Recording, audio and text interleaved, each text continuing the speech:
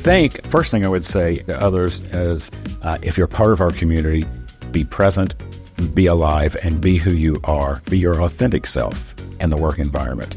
If you're not a part of the community, be an ally to us and be available for us and be our voice when we ask you to speak for us. I would say if you don't have an employee resource group, create an employee resource group specifically for our community, but for any minority communities.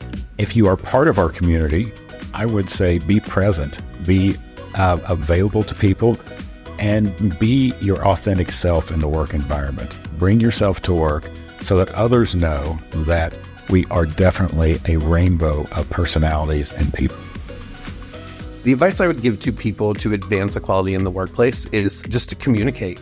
Open your view into what others might be going through and experiencing, because everybody in your office comes from a different background and a different viewpoint, and taking a chance to step back and learning where other people come from, what their viewpoints are, and how they see life really helps open up your view into what others might be thinking. We all do things differently. We all have different approaches to how we move forward in the workplace, and getting to a place where we can coexist and have an understanding at a basic level of how we all function and grow from there is just a great way to progress as a group, as a community, as an office, as your own community within your own space. So communication, ask questions if you don't know something, research, do the work to figure out what can bring people together, what could bring the people in your own community together to showcase that we are all the same at the basic level and that all of us and our views matter, especially when we're working so close to each other.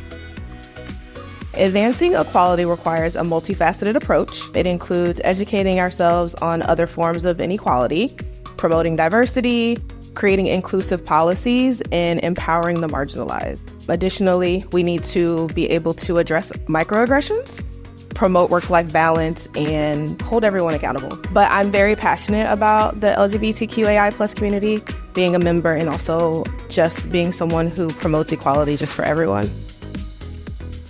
Being incredibly open and incredibly accepting. We are who we are. We have our pride flag hanging out in front of our business 24/7, 365 days a year, not just during the month of Pride. And it does make people come and feel that this is a safe space for them to come to work and to hang out. I am extremely humbled because I've never been given an honor as this, and it's so important to me in my personal life and in my business because we always try to push for equality. In Dunedin, we are a very open and accepting place to live in, to work in, to play in. However, it's not always the case. So we always try to make sure that we have that space, and we try to portray and have it out there that everybody can be accepted for who they are, where they are. I'd say at Habitat, where I work, we have a culture code called How We Habitat. And one of the culture codes is keep the porch light on. And what that really talks about is being inclusive and opening our organization to everybody. And so what I think, and the advice I would give to folks are, if you show up to work as your authentic self all the time, that allows others to be able to show up as their authentic self. And so by being an example within your organization of being open and inclusive, I think that allows other folks to do the same.